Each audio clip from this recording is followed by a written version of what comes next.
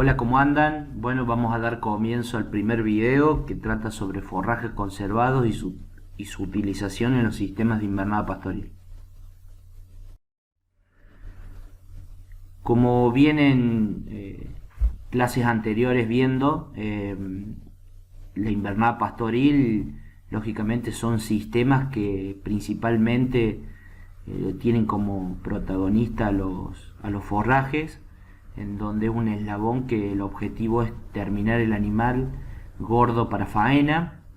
Y si nosotros observamos rápidamente las pasturas mesotérmicas, en este caso la alfalfa, vemos que la distribución al año está compuesta en un 70% en primavera-verano y un 30% en otoño, y tiene una gran variabilidad en calidad y oferta durante el año.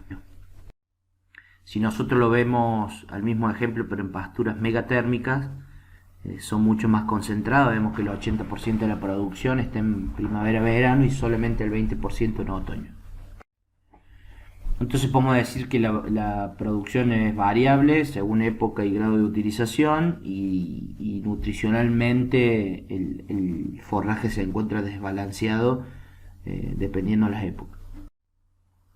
Entonces un poco la idea es ver qué impacto tienen los forrajes conservados, tanto el heno, enolajes y silajes, en los sistemas de engorde de pasto. Lo que primero vamos a tener en cuenta es cuando uno piensa en hacer un forraje conservado, en generar una planificación, tener en cuenta todos los pasos, desde la tecnología del cultivo, el manejo del cultivo, la cosecha, el transporte, el almacenamiento, la extracción y el suministro. Básicamente, desde que yo lo planifico hasta que llegue a la boca del animal, lógicamente analizando antes la rentabilidad o el impacto económico que va a tener en el resultado final de la actividad. ¿En qué consiste los forrajes conservados? Básicamente es conservar forraje de la época de mayor producción para momentos de menor disponibilidad o menor calidad de la pastura base, como veíamos recién. Esto principalmente uno lo puede pensar analizando en mejorar nuestros márgenes económicos. No podemos hacer o proyectar, conservar algún forraje sin antes analizar el impacto económico y financiero que va a tener en la empresa. Y después nos va a generar estabilidad en el sistema, teniendo en cuenta que si el sistema depende mucho de la base forrajera, ya que es una invernada pastoril, al tener variabilidades anuales por precipitaciones, el impacto puede ser mayor o menor dependiendo si el año es más seco o más húmedo. Nos permite intensificar, ¿sí? No solamente mejorar las ganancias de peso, sino aumentar carga y mejorar la eficiencia de utilización de los forrajes base. Acá básicamente vamos a ver tres tipos: los henos, enolajes y silajes. Acá vemos su clasificación según la humedad y el aporte que realiza cada uno. Más allá de los forrajes conservados, más allá de aportar fibra, pueden aportar energía o proteína. Empezamos con el heno, que es un método de conservación de forraje por desecación natural o artificial. Es un método físico por deshidratación, en donde conservamos el forraje aproximadamente en un 20% de humedad, que se termina estabilizando en un 15%, ¿sí? Entonces es un método de conservación física que nosotros buscamos o queremos lograr la disminución de la humedad para que se puedan conservar en el tiempo. Tenemos tres presentaciones: fardos, rollo y mega fardo. Los fardos generalmente muy utilizados en la industria equina, y sí, los rollos y los mega fardos utilizados en sistemas de invernadas pastoriles.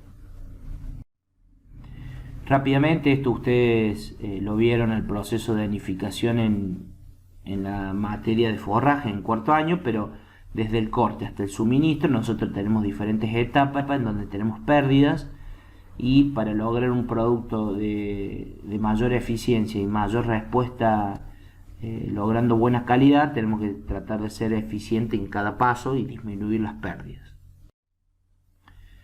Algo que nos puede servir rápidamente cuando vamos a comprar o revisar rollo es el índice de simetría, que mide la altura por el ancho, y si es igual a 1 nos da indicio de un rollo compacto, que la máquina ha trabajado bien, que ha compactado bien el rollo y que mantiene calidad. Y si vemos que es menor a 1, quiere decir que ha tenido algún tipo de problema en la confección y perdiendo calidad en el almacenamiento. Entonces rápidamente eso nos permite poder estoquear en 3 calidades los rollos, calidad baja, media y alta, y dependiendo su clasificación, después el uso que yo le voy a poder dar y la respuesta animal que puedo esperar. Cuando hablo del almacenamiento es importante hacerlo en lugares altos, con buena orientación, el impacto que tiene tapar el material, que ahí lo vamos a ver, clasificarlo como decía antes y separar en hileras para favorecer la circulación de aire, y que ya que si no circula aire puedo llegar a tener algún problema de desarrollo de hongo o bacteria y perder calidad del material.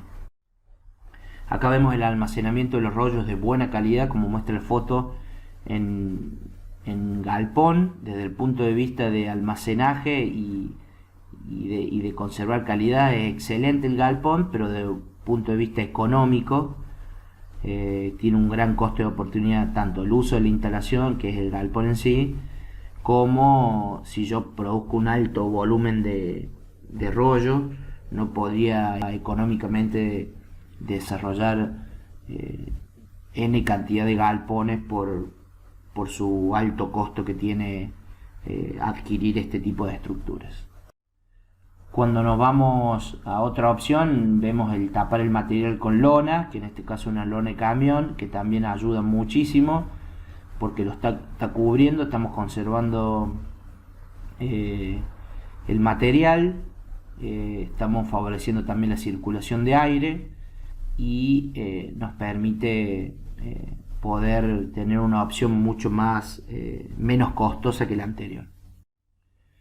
Y esta foto muestra un poco lo que no deberíamos hacer. No solamente no se cubre el material, sino que más que conservar forraje, podríamos decir que acá estamos apilando pasto, no circula aire, mala posición de los rollos, y esto genera un impacto negativo en la conservación.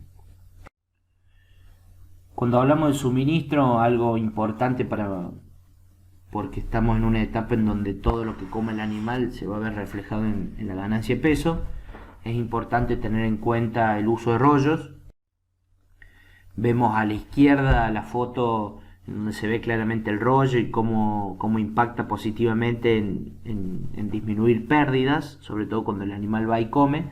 Y a la derecha una suplementación, vean el rollo de calidad, el color, una suplementación en donde también se utiliza rollo y disminuye las pérdidas, sobre todo en tropas, como ven, de un buen número de animales. Los megafardos en la suministración ayudan mucho los panes, la panificación.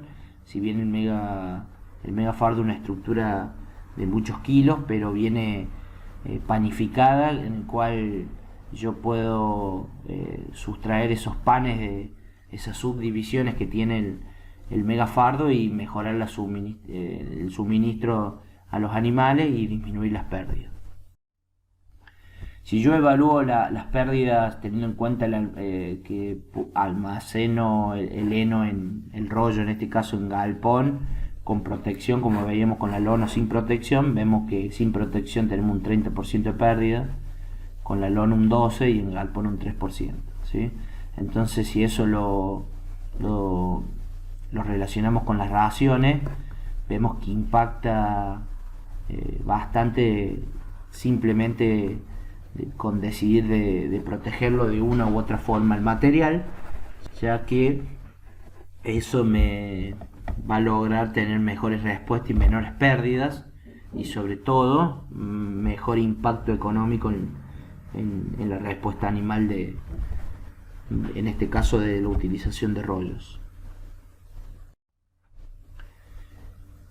Cuando voy a realizar la confección de rollo o megafardo, es importante saber el objetivo que busco, porque la calidad del heno y su relación con la ganancia de peso va a depender de el momento en el cual yo corte, en este caso la alfalfa.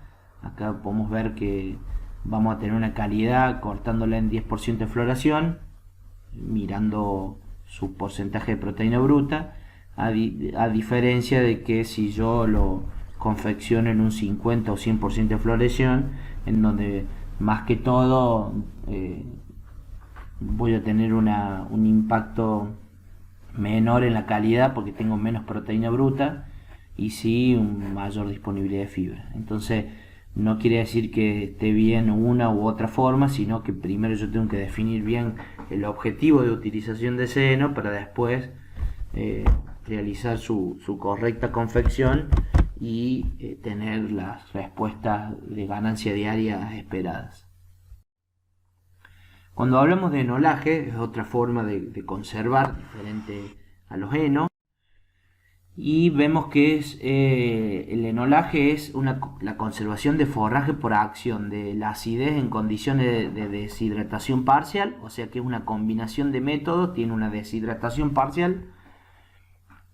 A diferencia del heno, no es completa la deshidratación, como veíamos que llegaba al 20%, sino que esta deshidratación es parcial y se produce una conservación con una envoltura plástica que produce una ausencia de oxígeno, y se genera una conservación química. Entonces es un método que tiene una conservación física por el desecado y química por lo que se genera al disminuir la ausencia de oxígeno. Se confecciona aproximadamente con un 40-60% de humedad, ¿sí? Y es una situación intermedia entre los henos y los silajes. La principal ventaja, tienen diversas ventajas, pero la principal es que no dependen de las condiciones climáticas para su confección, ya que solamente necesitamos que pierda algunos puntos de humedad y ya lo podemos confeccionar. Es fácil de manejar, no requiere mucho mano de obra, pero se necesita mayor maquinaria, más complejo que el heno. Tengo que monitorear la ausencia de oxígeno para que se produzca también el método químico de conservación. Tengo que tener la disposición del polietileno, que es el plástico, y esperar la estabilización del material entre 45 y 60 días para ser utilizado. ¿Sí? Esto generalmente se utiliza en zonas donde tienen situaciones en donde llueve seguido, y no, imagínense una pastura de alfalfa en donde yo la corto y tengo que esperar para llegar a una desecación del 20% de humedad, y teniendo en cuenta que llueve seguido nunca logro esos índices. Entonces es una situación intermedia en donde yo puedo esperar que baje un poco la humedad entre 40 y 60%, y rápidamente, a partir del uso del plástico, del silopad, lo puedo envolver y generar una conservación química en donde se plantea como una situación intermedia. Entrando en los silajes, podemos ver que en la Argentina el uso de silajes ha aumentado considerablemente, ¿sí? Al principio era una herramienta muy utilizada por los sistemas lecheros. Hoy en día los sistemas de carne han aumentado su utilización, y sobre todo por el impacto que empezó a tener en la producción de carne y en la complementación con las pasturas, en donde vemos que el gran porcentaje se silo de maíz y silaje de maíz, silaje de sorgo, y en menor proporción de verdeos y pasturas, y el 82% se embolsa. Eso habla de la estructura en el cual encontramos los silajes, y podemos ver que para la campaña 18 y 19 en la Argentina se hicieron alrededor de 2 millones de hectáreas. O sea que el impacto que tiene en los sistemas es importante, y es considerable la cantidad de hectáreas que se vienen destinando a este método de conservación. El forraje es conservado por efecto de la acidez en condiciones de ausencia de oxígeno. Se confecciona aproximadamente con un 60 o 70% de humedad, ¿sí? Y lo que nosotros buscamos es que se genere una fermentación láctica que nos permita conservar el material. Las ventajas, lógicamente, como venimos mencionando con los otros tipos de forraje conservado, es la posibilidad de mejorar económicamente la actividad invernada. Nos va a permitir mejorar la carga, mejorar la ganancia de peso, y nos va a dar estabilidad a los sistemas. Y como desventaja tiene mayor costo de producción del kilo de materia seca que la pastura. Los silajes de gramínea, como veíamos, los que más se producen en la Argentina es silaje de maíz y sorgo, son deficientes de proteína, ¿sí? Tiene costo fijo, que es el picado y el embolsado, y que eso se puede licuar dependiendo de la producción por hectárea. Entonces el costo puede ser muy variable dependiendo del rendimiento, ¿sí? Y tiene pérdidas, puede ser elevadas en la extracción y la distribución de los hilos, teniendo en cuenta que se manipula el material para ser suministrado a los animales. Y es importante, tiene todo por detrás una logística de contratistas y maquinarias, que dependiendo del lugar de la Argentina en donde yo me encuentre, puede tener un impacto mayor en la época que yo necesite hacer mi picado. Los tipos que podemos encontrar es el silo puente, ¿sí? Que vemos la foto de arriba a la izquierda, el silo búnker, vemos en la foto de arriba a la derecha, los silos bolsa abajo, y el micro silo, que es una foto de sistemas de Colombia y Venezuela que lo utilizan para cabras. Los aspectos fundamentales lo vamos a nombrar rápidamente para que puedan tener una idea y después los puedan profundizar con algunas lecturas. Pero es importante tener en cuenta el rendimiento y la calidad del cultivo, el momento en que lo voy a picar, la confección y conservación, y el suministro. Como decíamos antes, desde la planificación hasta que llega a la boca del animal. Acá podemos observar que si uno solamente evalúa el rendimiento en kilo de materia seca por hectárea, podemos ver que en este caso compara 4 tipos de sorgo. La producción de los forrajeros es la más alta en rendimiento en kilo de materia seca por hectárea, pero cuando ve la composición de esa producción, ve el alto porcentaje de tallo, que el tallo es fibra pura, que no es de calidad, y que va a depender de mi objetivo de ganancia de peso, si me conviene hacer este tipo de forraje. En cambio, cuando uno también, aparte de la producción en kilo de materia seca, evalúa la calidad, y entendemos por calidad la cantidad de grano que tienen esos materiales, vemos que los graníferos y doble propósito en este caso tienen mayor porcentaje de panoja, y eso me da mayor calidad del silo, y por ende me va a dar mayor respuesta animal, porque no solamente son ricos en fibra, sino que también vamos a estar aportando energía.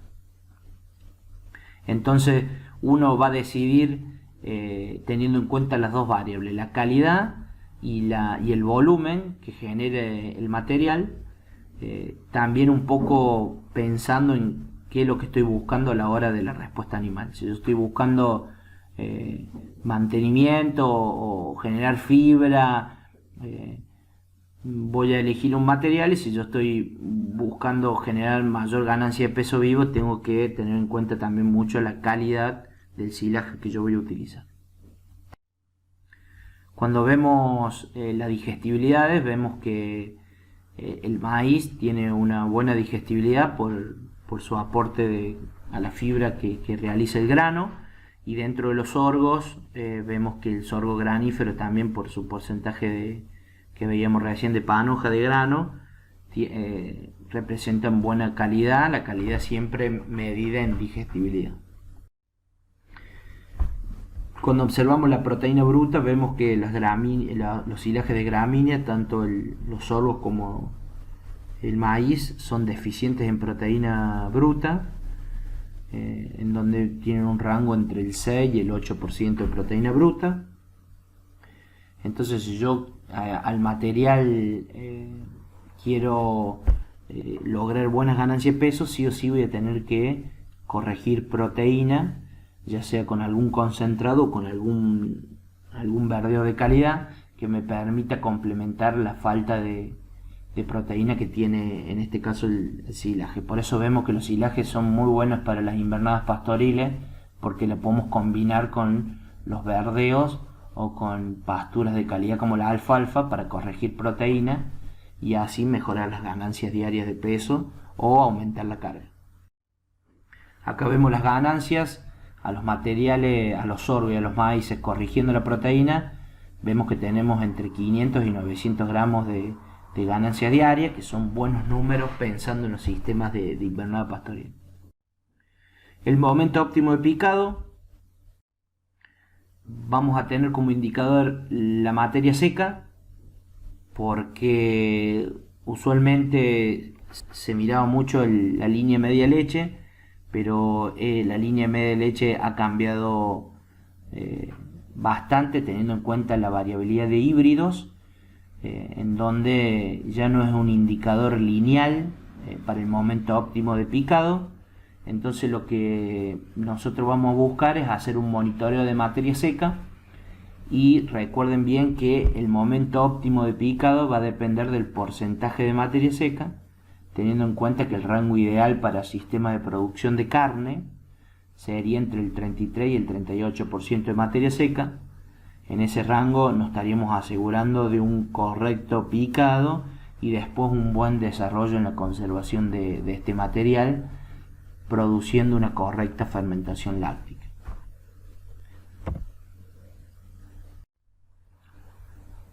Esto es un ejemplo de qué pasaría si yo no, por cualquier razón, no puedo picar en el momento óptimo. ¿Qué pasa si pico temprano y qué pasa si pico tarde? Si yo no consigo la máquina o tuve algún tipo de problema y no pude picar en el rango que antes mencionamos, que nosotros denominamos óptimo. ¿Y por qué es óptimo? Porque la respuesta animal va a ser máxima, por su máxima calidad. Y en lugar de picar a 33%, entre 33 y 38% de materia seca, pico con 29% de materia seca. Voy a tener una respuesta animal baja, voy a tener un incompleto llenado de grano y un bajo porcentaje de materia seca, y puedo tener problemas en la conservación de ese material, ya que en lugar de tener una fermentación láctica, puedo llegar a producirse una fermentación butírica, en donde puedo tener algún problema de pérdida de calidad en la conservación de ese material. Y si yo lo pico tarde, arriba del 42% de materia seca, también la respuesta puede ser baja por grano duro, por hojas muertas, por tallos lignificados y por pérdida de digestibilidad del material. Entonces un manejo importante si yo tengo que picar tarde puede ser picar más chico para asegurar un correcto compactación, bajar un poquito la altura de picado, porque la parte más húmeda de la planta nosotros la tenemos abajo, entonces estaríamos incorporando un poquito más de humedad, y entonces puedo bajar la altura de corte, y el uso de cracker para asegurarnos sí o sí la partición de esos granos duros. Y si pico temprano por cualquiera de los problemas mencionados anteriormente, lo que podría hacer para mejorar un poco la calidad de ese silo es, al tener mayor humedad en la bolsa, utilizar inoculantes que me permitan acelerar el proceso de las bacterias para asegurarme que sí o sí se produzca una fermentación láctica. Estas son algunas de las recomendaciones que se podrían tener en cuenta dependiendo la situación. Bueno, acá vemos un mapa de rendimiento de la cosechadora, de la picadora, en donde esto es una imagen que emite un programa que sale de la picadora. Esto es una tarea realizada hace pocos días en el campo de la facultad. Acá vemos el rendimiento en tonelada de materia fresca por hectárea, y acá vemos el porcentaje de materia seca por hectárea de lo picado en el campo de la facultad. Acá vemos la picadora que está picando sorgo. Acá vemos cuando se está por confeccionar un silo puente, en donde se empieza a desparramar el material. Se empieza a realizar la presión para disminuir la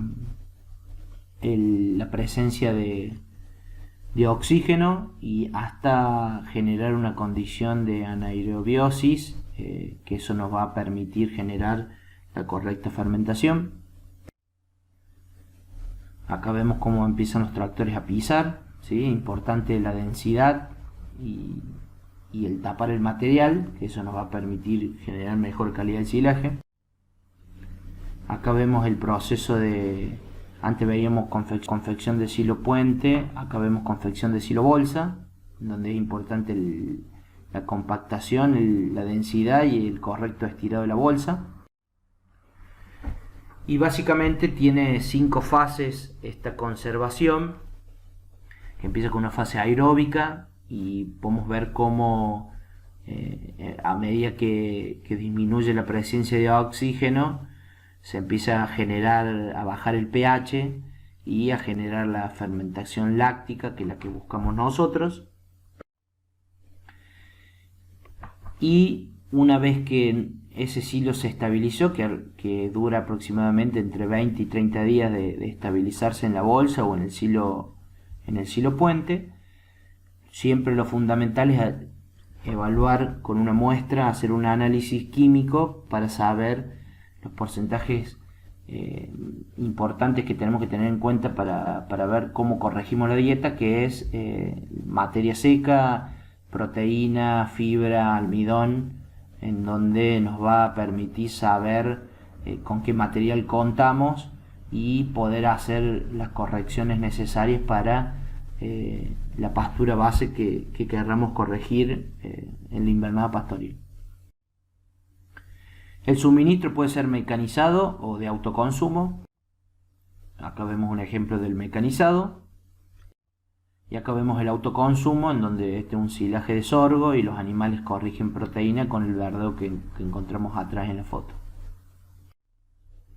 Esto es un ejemplo que deberíamos evitar, el sobrelleno de las bolsas, y cuando no utilizamos rejas o alguna estructura de contención, vemos el grado de pérdida que tenemos. Entonces siempre es recomendable no sobrellenar los silo bolsas, sino calcular correctamente y utilizar rejas o alguna estructura de contención para no tener pérdidas. Acá vemos en la foto de abajo cómo abrieron el silo, y eso es lo peor que podemos hacer, porque empieza a tener todo contacto con el oxígeno y se reactiva la actividad bacteriana y se puede generar pérdidas importantes del material, lógicamente por actividad, por aumento de presencia de oxígeno y actividad bacteriana. En la foto de arriba también vemos algo que no deberíamos hacer, que es generar muchas bocas a lo largo del silo, ya que la superficie expuesta al oxígeno es mayor.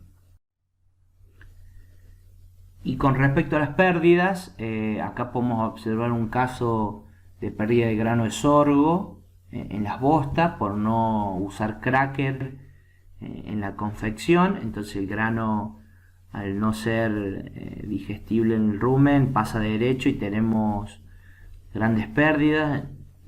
Por ahí, cuando nosotros proyectamos la ganancia con silaje de sorgo corregido con proteína, un programa de nutrición nos puede haber dado que ganaba 700 gramos, pero al no procesar el grano, la respuesta animal real fue de 200 gramos. Entonces las pérdidas son importantes cuando no se usa cracker.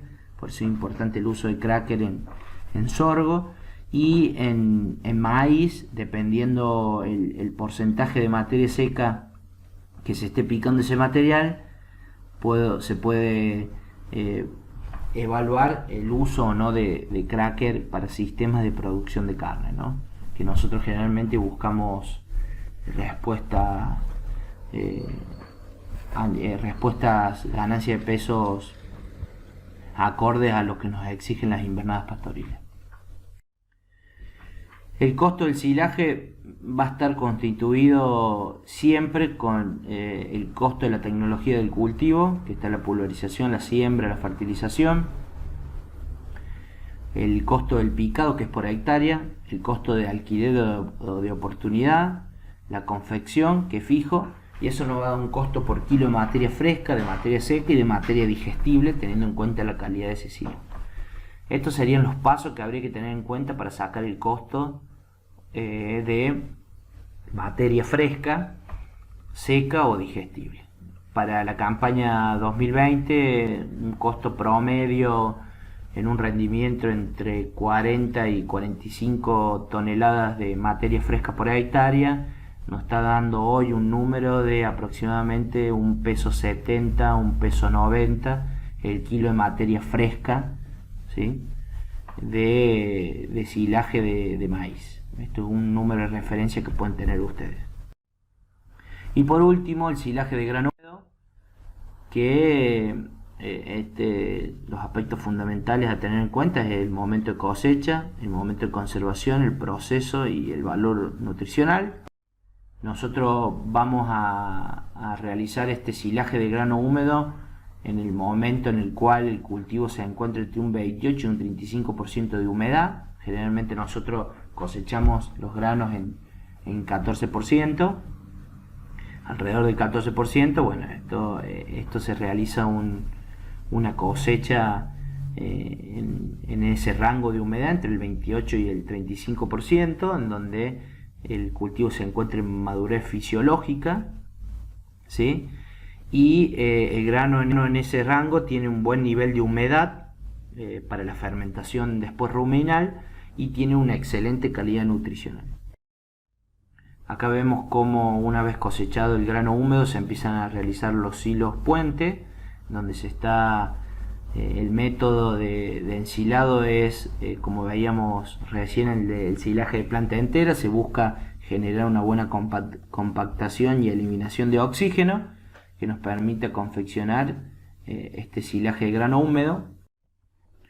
Y cuando nosotros observamos el valor nutricional del grano, mejor entre un 8 y un 12%, ¿sí?, el valor nutricional con respecto al grano seco partido.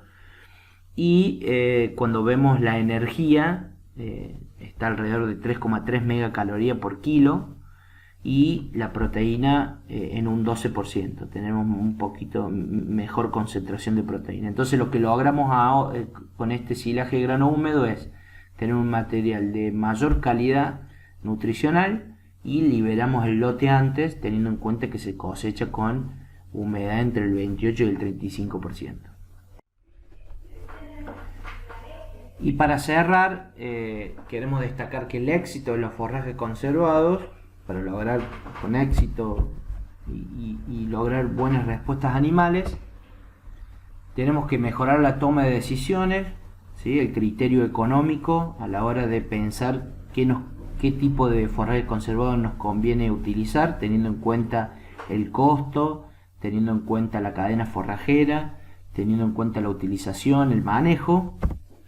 Mejorar la calidad de esos forrajes conservados. Tenemos calidades intermedias y mucho por mejorar en generar conservaciones de mejor calidad que impacten positivamente en la respuesta animal. Y por último, disminuir las pérdidas. Se observan que cada paso hay grandes pérdidas, sobre todo en la extracción y suministro de estos forrajes conservados. Entonces la mejora de esas pérdidas no va a mejorar la eficientización del sistema y sobre todo las ganancias de áreas de peso vivo. Acá la bibliografía que utilicé un poco para preparar esta clase, así que pueden corroborarla y yo le voy a adjuntar algunos PDF, algunas lecturas cortas para que puedan complementar el video y la clase de PDF.